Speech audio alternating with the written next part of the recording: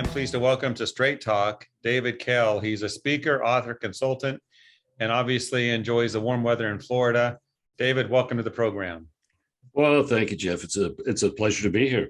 Yeah, I've come across your content on LinkedIn and other places. It's great to have you to discuss helping the wholesale distributors that you focus on with your work. Yeah. But tell us about your work in the industry. Give us a quick synopsis. Well, I had a career as a salesperson first, and the last position that I was involved in was a wholesale distributor, and I really found myself because I loved the 1,000 balls in the air, and turning your customers into your friends and all that goes with that. And then I was promoted to sales manager, divisional manager, and so on, and then. I decided at one point that I ought to go in business for myself, being a growth consultant. I knew how to grow a sales territory. I knew how to grow people. I knew how to grow business. I'd done all those. And so I did. And then as I began to do that, it occurred to me that I really didn't understand this at the beginning, but I had some really a gift of some knowledge and experience in the world of wholesale distribution. And that's where, I loved it. So I began to focus on wholesale distributors and wrote a book. The first book was called How to Excel at Distributor Sales. That's still around in the third edition. And since then, it's been now decades. I'm not going to tell you how many, but it's been decades. I've written 4 books exclusively for wholesale distributors, and have presented in 47 states and 11 countries. And I stopped counting years ago how many presentations and how many articles were published. Just bunches and bunches, thousands. So that's where I am today.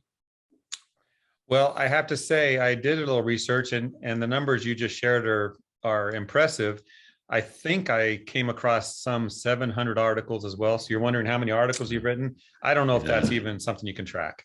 Yeah, honestly, we used to be able to track it when every article was published in a hard copy publication of some kind, But today, with all the electronic stuff, honestly, and I'll get somebody a call and they'll say, "Hey, I just read your article."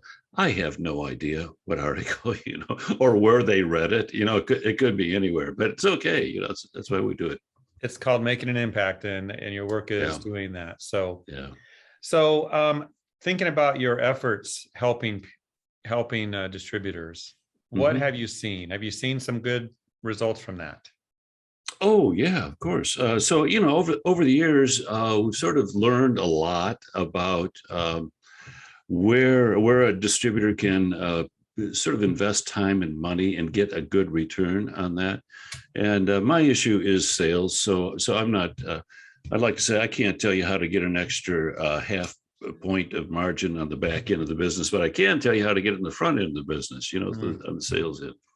So yeah, it is the nature of wholesale distributors that they are sales companies, although oftentimes they don't understand that, and they have to do sales well. And in a world where there are other people out there selling the same thing and claiming their service is better and their prices are lower and their people are better, well, everybody claims that. But but the one place where you can distinguish yourself from everybody else is selling better, and that's a place where, unfortunately, a lot of wholesale distributors have really never invested time and effort into that thought. Yeah. All the years you've spent, how do you keep your enthusiasm going?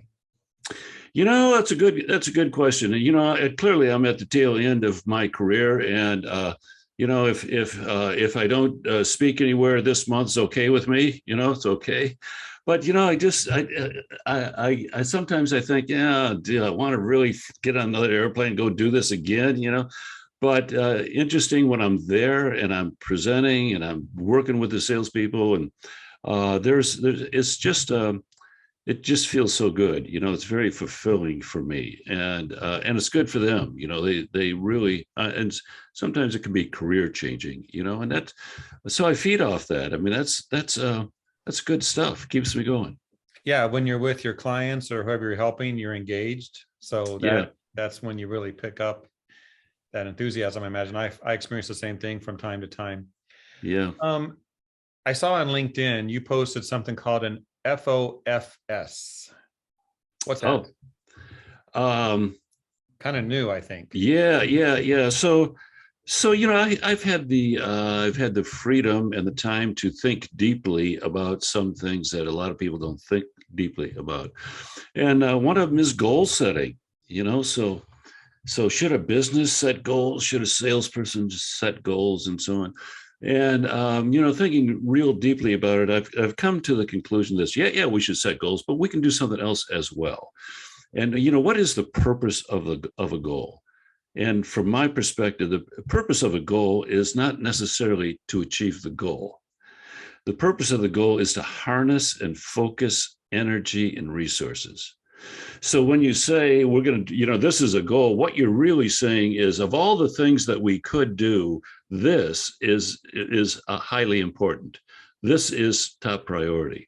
So the process of setting goals is the process of working through all the things that you could do and prioritizing. And in my way of thinking, what if we said, instead of a quantifiable goal, what if we said, this is what we're going to focus on first? Understanding that some of the timelines for goals are kind of arbitrary and so on. What if we said these are the 5 things we're going to call FOSS, focus on first? Then these are the things we focus on first. We apply our resources, our time, our talent, and when we feel that we have achieved that, then we focus on something else first. Just a little spin on the idea of goal setting, but for a lot of people, it makes more sense. A lot of people really struggle with the idea of setting goals. Believe it or not, you would think that would be part of everybody's vernacular, but it really isn't. And so here's another way to look at it. So now we have another acronym, FOSS. Thank you so much for another acronym. Yeah, that's okay. It's a good one. I like that. Let me ask you this.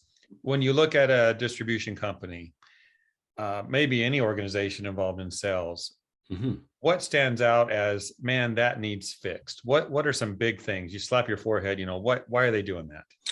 Yeah, well, there's in the world of sales, there are so many things like that, because a lot of what is of the what I call the structure of an organization, the structure of a sales force, and structure refers to all the rules and regulations, written or unwritten, that govern the people. And much of those decisions, for example, a piece of the structure would be the sales force compensation plan, the arrangement of territories, the idea of an outside inside salesperson, or whatever it is. All those are ideas that came into play at some time in the past, very often in reaction to an event, but yet today they are not strategically envisioned today, because they're vestiges of years gone by. And so my biggest thing is to look at the structure of your sales system. Even those words are new words for a lot of people. Structure, sales system. Those are, for a lot of people, those are new words. But look at the structure of your sales organization, and I can make dramatic differences in a sales organization without ever having spoken or met the salespeople, because there's a thing about the structure. If you get the structure right, here's one of my rules, and that's this: when you change the structure, you change the behavior of the people who operate within that structure. So, for example, if you have a compensation plan that pays people straight commission on every dollar of sales, that's an antiquated program that isn't getting nearly the results that it could if you had changed the structure. Let's say you changed the structure, and now you give them incentives for key product lines and key account penetrations. You know what's going to happen? They're going to sell key product lines, and they're going to penetrate key accounts. In other words, when you change the structure, you change the behavior that people operate within the structure. And much of the structure, the sales structure in wholesale distributors, is not strategically in place. It's a vestige of years gone by. Mm-hmm. So Dave, you and I shared some emails back and forth preparing for this, and I'm going to quote you in one of your responses. And you said 80% of the salespeople have never been exposed to the best practices of their professions, And 95% of sales managers have never had any training for their position. Yes. The need for greater professionalism is in the industry is huge. Yeah. Let's talk about that. Okay. What can we do to address that? Is there a simple answer? Yeah, well, yeah, there is. I mean, in a sense, it's simple. It's simple in its conception. It's a little more difficult in implementation. But yeah, so 80% of the salespeople have never been exposed to even the idea that there are best practices in the world of wholesale distributor sales. That's crazy. So how do we fix it? Well, we expose them. You know, we train them. We work with them and present to them in a well-designed format a way to improve themselves and thereby improve all their results.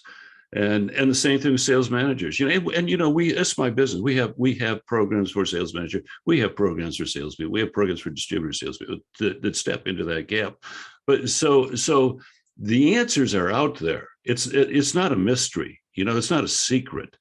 What's lacking is the willpower and the courage to do some of this, to go to, I mean, if you had 20 salespeople or 10 salespeople or 500, whatever the case is, to say, hey guys, we're going to start a year-long program of monthly sales training meetings.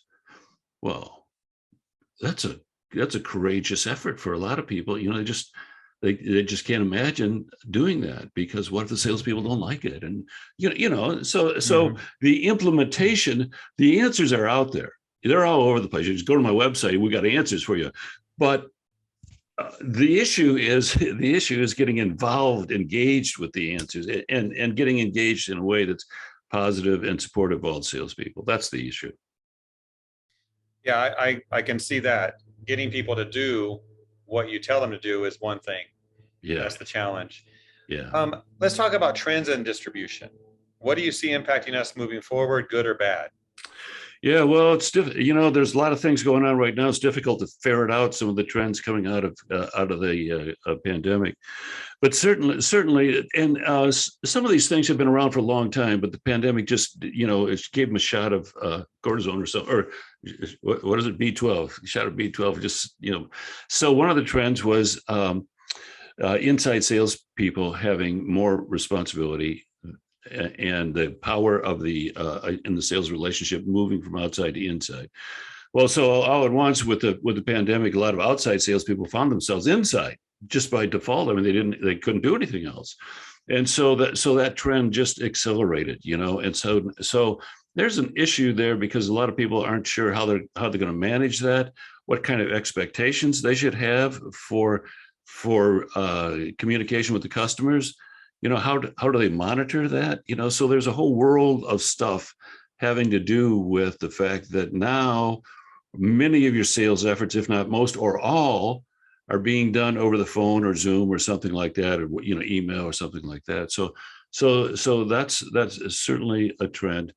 There is another trend, and that is, and again, this has been around for a long time, but it's accelerating now.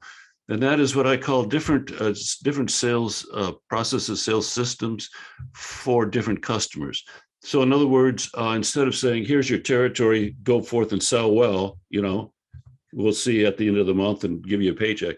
So that was sales management before, but now we're understanding that, maybe with some big customers, maybe the president ought to have a relationship there, and maybe those ought to be a different system for them. Maybe they ought to have a team working with those.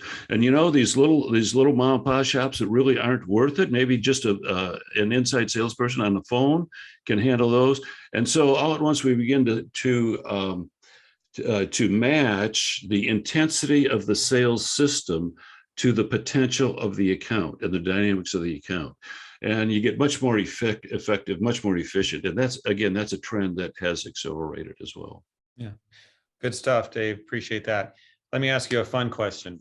Okay. You could go back in time to the beginning of your career and tell yourself something to do different, to make a difference right now. What would that be? I think it would be Dave's going to work out. Being a sole proprietor for many years, and of course, for a long time I had a staff and so on. But and I used to tell my staff, from my perspective, we're always 6 weeks away from being out of business. Mm. And it was true for 30 years. We were 6 weeks away from being out of business, but we never were out of business. And I think that's what I would tell myself. Hey, don't worry so much about it. Just, do what you do well, and Lord's going to take care of you. You're going to do fine. You're going to impact people. It's good for you. Those would be good words to share to our younger selves. I think so. Yeah. Thank you, Dave.